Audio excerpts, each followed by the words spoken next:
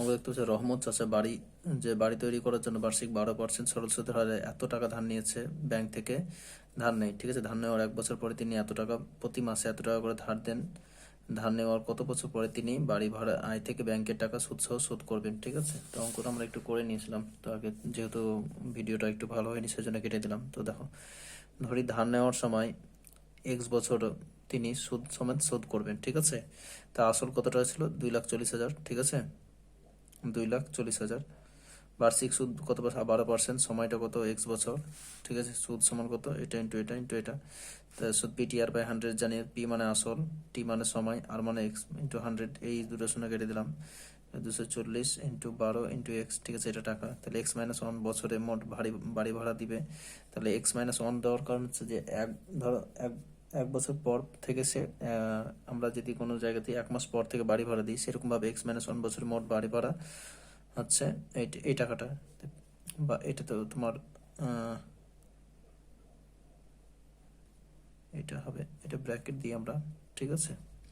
5,200 প্রত্যেক মাসে ভাড়া দিয়েছিলাম, 12 মাসে ভাড়া, তাহলে এত বছর তোমার করছে, সেজন্য X-1, ঠিক আছে। তো এটা হবে X-1। তারপরে 57 সালে দেবো আমরা। 57 সালে দিলে কি হবে? তো 2,40,000 ছিল, ঠিক আছে। তো 2,40,000, আমরা অঙ্কটাকে একবারই করছি। 2,40,000 প্লাস এখানে কত পেয়েছিলাম এটা, ঠিক আছে। 0,00 ইন্টু 12 ইন্টু এক্স, ঠিক আছে, ইন্টু এক্স সমান, এখানে কত ছিল? এখানে আমরা পেলাম এই বছরে 5,00 ইন্টু 12 ইন্টু X-1, ঠিক আছে। এটা পেলাম। তাহলে আমরা এটা যদি ক্যালকুলেশন করি,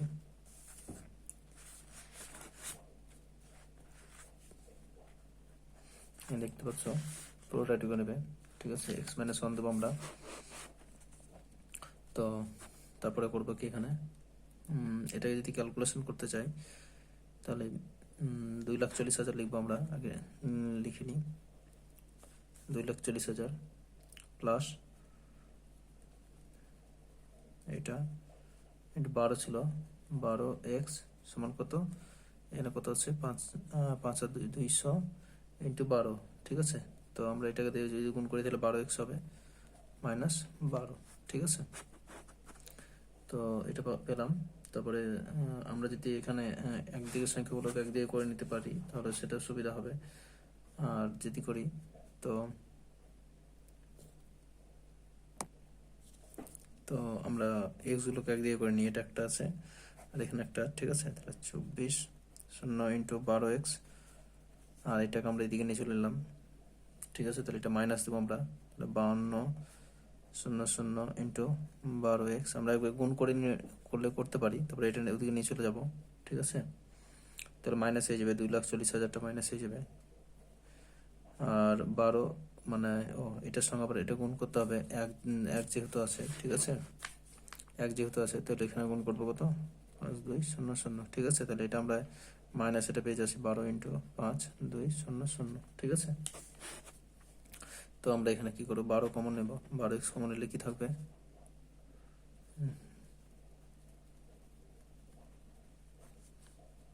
আমরা এখানে 12 কমন নিলাম, তাহলে এটা মাইনাস এটা মাইনাস এটা, ঠিক আছে। এটা করতে পারি, 12 কমন নিলে এটা পরে থাকলো আর এটা পরে থাকছে, তো এটা মাইনাস এটা করলাম।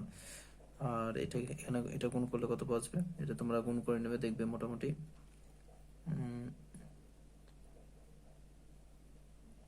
5, 12,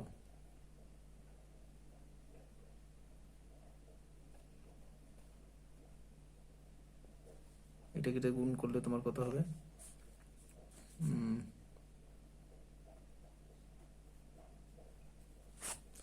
এটা গুণ করলে তোমার পাওয়া যাচ্ছে, এটা যা আসলে তাই লিখলাম, 2, 4, 4টা 0, ঠিক আছে। তারপরে 6, 2, 4, 0, 0 এটা পাবো, ঠিক আছে। মাইনাস দিতে হবে, যে দুটোই মাইনাস। তাহলে এখানে আমরা 12x আছে, ঠিক আছে। তাহলে 12x সমান এটার সঙ্গে এটা বিয়োগ দিতে হবে, ঠিক আছে। তাহলে আমরা এখানে যেটা পেলাম, এখানে কত পাবো? যোগ করলে এটা পাবো কি 3, 0.2400 বাই কত, এটার সঙ্গে এটা বিয়োগ দিলে কত পাবো, 0.082 এটা পাবো। 0 কেটে দিলাম, দুটো শূন্য, ঠিক আছে, দুটো শূন্য কেটে দিলাম। 28 দিয়ে এটাকে ভাগ করলে কত আসবে,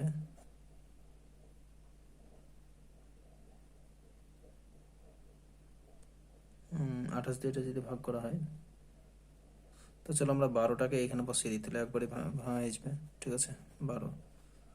তাহলে এটা ভাঙলে কত আসবে, 2 5 2, এটাকে আমরা ভেঙে দেবো তো 9 হবে, ঠিক আছে। তাহলে আমরা এখানে মাইনাস মাইনাস কেটে দিতে হবে, মাইনাস ছিল মাইনাস মাইনাস কেটে দিলাম, তাহলে x সমান 9 হবে, ঠিক আছে।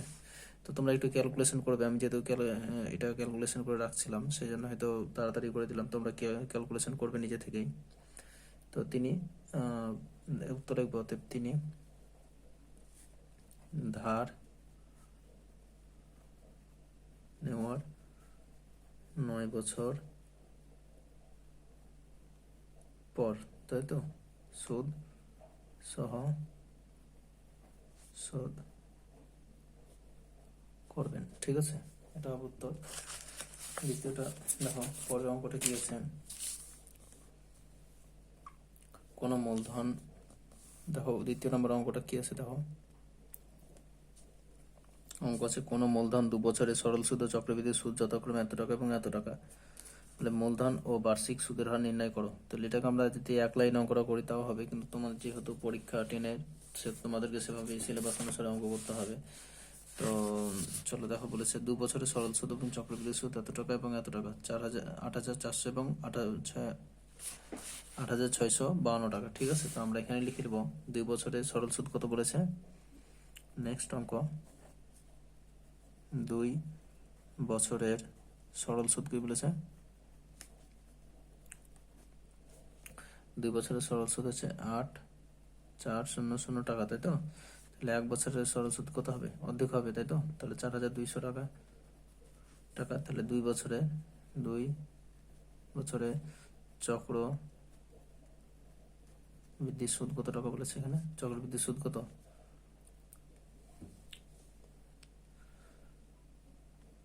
2 বছর চক্রবৃদ্ধি সুদ এবং সরল সুদ, চক্রবৃদ্ধি সুদ আর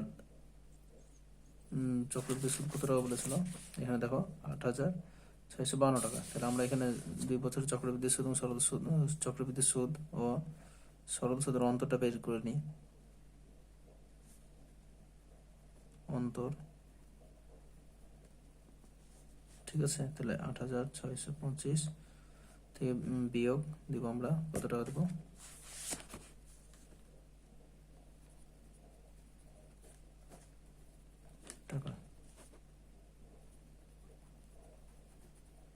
টাকা, ঠিক আছে, বিয়োগ দিলে এটা আসবে। তো 4,200 টাকা, ঠিক আছে, টাকার 1 বছরের এর সুদ কত টাকা, 252 টাকা, তাই তো,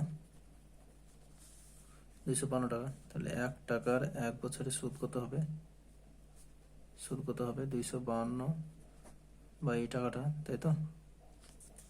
তাহলে 100 টাকার কত হবে, অঙ্কটা আমি তোমাদের জন্য একটু বড় করে করছি, ছোট করে করলেও হবে, লিখে না লিখে করলেও হবে। তো 252 ইন্টু 100 বাই 4,200 টাকা, তাই তো। তাহলে এটা আমরা যদি একটা শূন্য একটা শূন্য একটা শূন্য কেটে দিলাম, এটা যদি কাটাকাটি করে দিই 6 আসবে, তাই 6 টাকা হবে, ঠিক আছে, 6 টাকা। তাহলে বার্ষিক সুদের হার কত পেলাম, বার্ষিক সুদের হার কত পেলাম, এখানে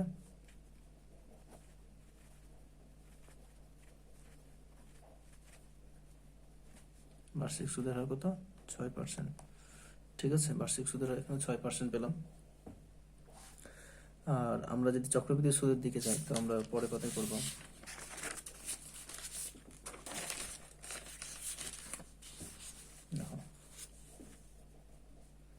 ধরি মূলধন পি টাকা, তাই তো, সুদের হার কত বলে দিয়েছে পেলাম, আর যেটা আমরা ধরছি সেটা 6%, আর সময়টা আমরা ধরবো সময়টা কত ছিল, 2 বছর, তাই তো, 2 বছর। আর সুদ কত বলেছিল, সুদ কত বলেছিল এখানে, এই টাকাটা, তাই তো।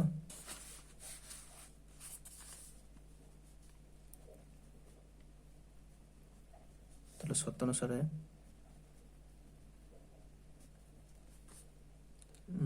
I সমান PTR/100, এটা লিখতে পারি। তো আমরা এখানে যদি লিখি 8400 সমান P ইন্টু 6 ইন্টু 2/100, ঠিক আছে। তো এখানে যদি আমরা কাটাকাটি করি, এখানে কিছু না, মানে 1 আছে, হ্যাঁ। তো আমরা যদি পিটাকে এদিকে সরিয়ে নিয়ে আসি, তাহলে কি লিখবো, 100 ইন্টু, এটা লিখবো, বাই 6 ইন্টু 2, ঠিক আছে। তো আমরা এখানে যদি কাটাকাটি করি তাহলে কত আসবে, চলো এটাকে কাটাকাটি করি, তাহলে কত আসবে, 4200, 3 দিয়ে কাটলে 3 14 2 হলো, 3 14 42, 0 0, 2 দিয়ে কাটলে 7 হবে, তাই তো, আর 700। তাহলে পি সমান এই টাকাটা। তাহলে মূলধন এত টাকা বাড়ছে, তাহলে মূলধন কত, তাহলে আসলটা কত টাকা,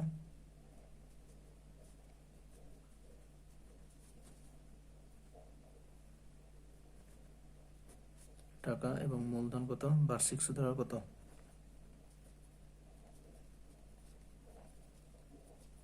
বার্ষিক সুদের হার কত, 6%, ঠিক আছে। এই অঙ্কটা একটু বড়, তার জন্য একটু বড় করে করতে হচ্ছে, তোমরা একটু দেখে নেবে, ঠিক আছে। তো নেক্সট অঙ্ক কি আছে দেখবো। তো এটা হচ্ছে একটা অংশীদারি কারবার থেকে অঙ্কটা আছে, দেখো, দীপু, রাবিয়া, মেঘনা। তো দেখো তোমরা অঙ্কটা পড়ো আগে। দেখো অঙ্ক কি বলেছে এখানে, যে দীপু, রাবিয়া, মেঘনা যথাক্রমে 6500 টাকা এবং 5200 টাকা, 9100 টাকা মূলধন নিয়ে ব্যবসা শুরু করে, তাই তো। ঠিক করলো যে এত টাকা লাভ হয়েছে, মানে 14400 টাকা লাভ হয়েছে, 2/3 অংশ সমান ভাগে ভাগ করায়, বাকি অংশ মূলধন অনুপাতে ভাগ করে নেবে, তাহলে কে কত টাকা পাবে।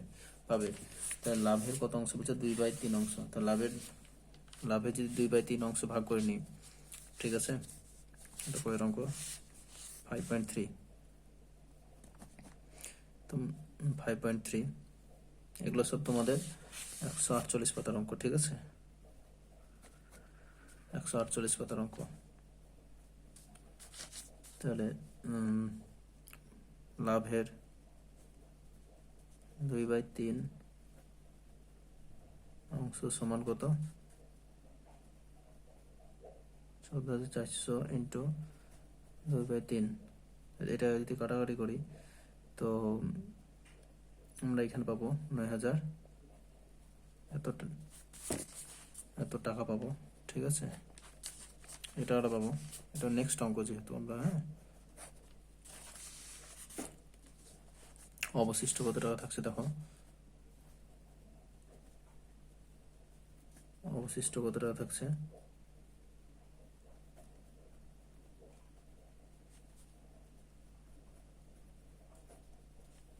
অবশিষ্ট থাকে, বিয়োগ দিলে কত আসবে, এই টাকাটা থাকবে, তাই তো। এটা তাদের মূলধন অনুপাত কত,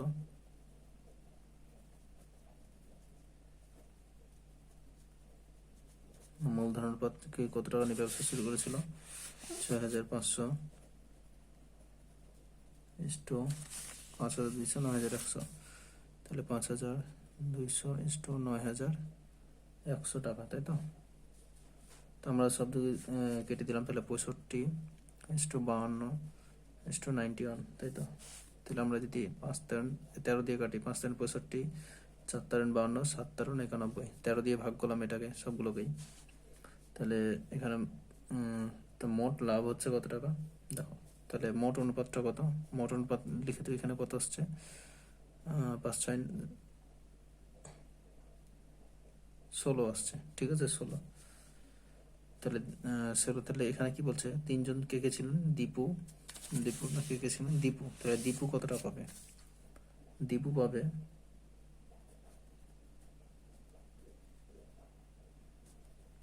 মানে লভ্যাংশের দীপু পাবে, ঠিক আছে,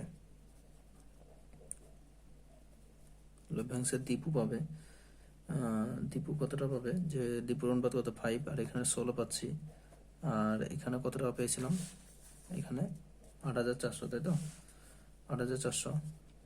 এটা তো মোট আমাদের টাকাটা পড়েছিল, বাকি টাকাটা, ঠিক আছে। এই টাকাটা হবে, তাহলে এটাকে যদি ক্যালকুলেশন করি আমরা, তোমরা ভাগ করে নেবে, ঠিক আছে, ভাগ করে গুণ করবে, দেখবে মোটামুটি 1,500 টাকা আসবে, ঠিক আছে, 1,500 টাকা আসবে। তো তোমরা ক্যালকুলেশন করে নেবে। তো তারপর রাবিয়া পাবে,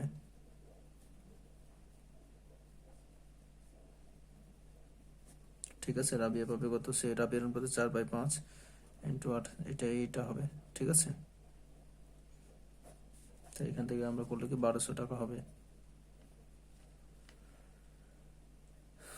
সরি, এটা 4,800 হবে, ঠিক আছে, 4,800, 4,800 বিয়োগ দিলে এখানে 4,800 হবে, ঠিক আছে, 4,800। এটা মিস্টেক, বিয়োগ করতে আমার মিস্টেক হয়ে গেছে, 4,800। হ্যাঁ, তোমরা এখানে দেখে পাচ্ছ এটা 4,800 হবে। এটা হয়তো আমি ক্যালকুলেশন করে রেখেছিলাম, তার জন্য বুঝতে পারিনি। 4,800। তারপরে এটা হলো এই টাকাটা। আরেকজন আছে মেঘা, তাহলে মেঘা কত টাকা পাবে, মেঘা পাবে বাদ বাকি টাকাটা মেঘাই পাবে, আমরা বিয়োগ করে বের করতে পারি বা ক্যালকুলেশন করে বের করতে পারি। এখানে 16, ঠিক আছে, 16 গুণিত 4,800, ঠিক আছে। এখানে যদি আমরা বিয়োগ করি 16, এটা ভাগ করে 4 3 16 48, 3, এটাকে 3 16 48 3 হবে, ঠিক আছে, 3 5 15, 3 7 21, 2100 টাকা হবে, ঠিক আছে, এটা হবে। তাহলে দীপু পাবে কত টাকা, আগে তো তোমাদের এখানে অনুপাত অনুসারে ভাগ করে নিয়েছিল 9,600 টাকা, তো এটাকে 3 ভাগের 1 ভাগ। তো আমরা যদি লিখি যে দীপু পাবে, তাহলে এখানে দীপু লিখবো 9,600 টাকাকে আমরা 3 ভাগ করব, ঠিক আছে, 3 ভাগের 1 ভাগ যেহেতু পাবে, প্লাস দীপু কত টাকা পেয়েছিল, 1,500 টাকা, 1,500 টাকা, এই টাকাটা তো পাবে দীপু, তাই না। তাহলে এখান থেকে 3 3 9 আর 3 2 6 32, 32 আর 15 47, 47, এটা হবে 4,700 টাকা। রাবিয়া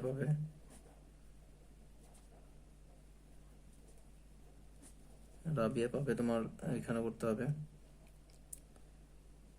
3200, আমরা একবারই করে দিই, ঠিক আছে, 3200 এটাকে ভাগ করে নিয়েছি, ভাগ করলাম, 3200 প্লাস রাবিয়া কত 1,200 টাকা, তাই তো, তাহলে কত পাবে 4,400 টাকা। আর মেঘা পাবে, এটা মোট টাকা, ঠিক আছে, মোটের উপর, ঠিক আছে, মোট পাবে তো 3,200 প্লাস 1,200, মানে এখানে 2,100 টাকা ছিল, 2,100 টাকা, ঠিক আছে, তাহলে এখানে 2,100 টাকা দিলে 5,300 টাকা পাওয়া যাবে। তো মোটামুটি এই অঙ্কটা কমপ্লিট আজকে। তো নেক্সট অঙ্ক দেখবো আমরা কি আছে। দেখো, হয়তো ভিডিওটা অনেক বড় হয়ে যাচ্ছে, তো অঙ্কটা আমরা সলিউশন করে আমরা তোমাদেরকে দেখাই। তো দেখো, এখানে অঙ্কটা ছিল 2x প্লাস 1/2x প্লাস 1 সমান 4 হলে x not is equal to 0 minus, এটা মাইনাস দিয়েছে, -1/2, ঠিক আছে। তো আমরা এটা কিভাবে সলিউশন করব,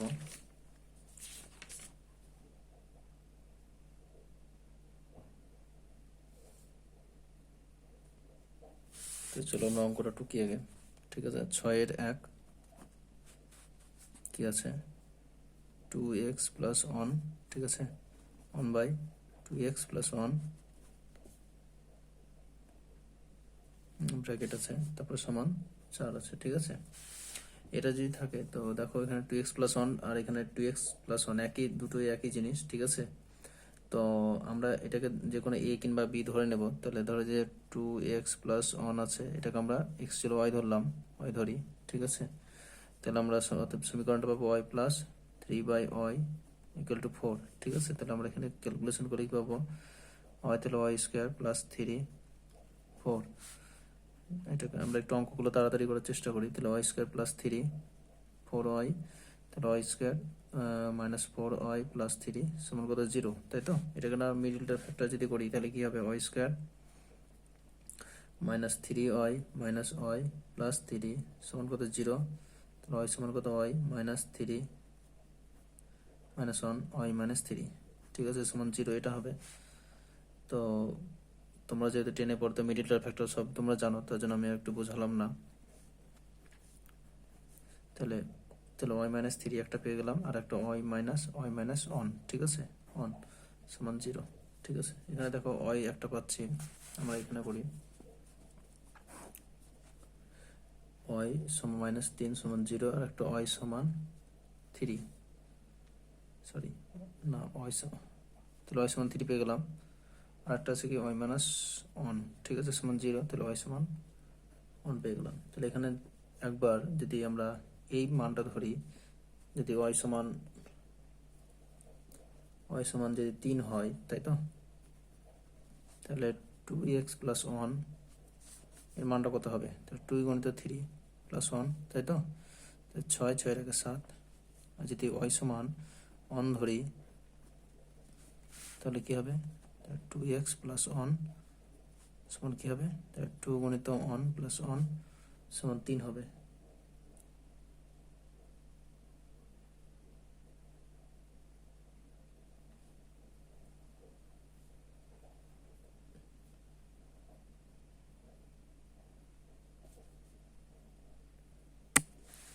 সরি, এখানে আমরা এক্স এর মান বসিয়ে দিয়েছি, তো এক্স এর মান বের করতে হবে যেহেতু আমাকে, ঠিক আছে। তাহলে এখানে সমান 3 দেবো, ঠিক আছে, সমান এখানে এক্স, এটা এক্স ধরবো আমরা, ঠিক আছে, এক্স ধরবো।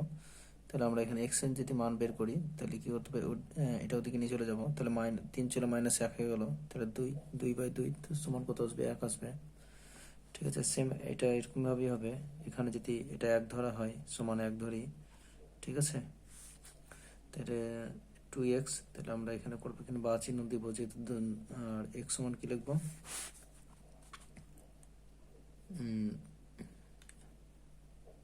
x সমান লিখবো 1 থেকে 1 বাদ দিলে কত 0, তাই তো, বাই 2 সমান কত 0 উত্তর, ঠিক আছে। তাতে x সমান একটা 0 হচ্ছে, আর একটা কথা হচ্ছে 1 হচ্ছে, ঠিক আছে।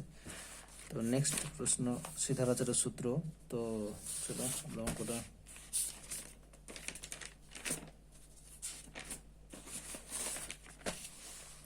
এখানে দেখতে পাচ্ছ, একটা অঙ্ক আছে যে আমরা করেছি যদি টাইমটা অনেক বড় হয়ে যাচ্ছে, 10x মাইনাস 1/x সমান 3, তাই তো। তাহলে আমরা এটাকে যদি করি লসাগু করি, তাহলে 10x স্কোয়ার মাইনাস 1 সমান 3, তাহলে 10x স্কোয়ার মাইনাস 1 তো 3x, ঠিক আছে, তাহলে 10x স্কোয়ার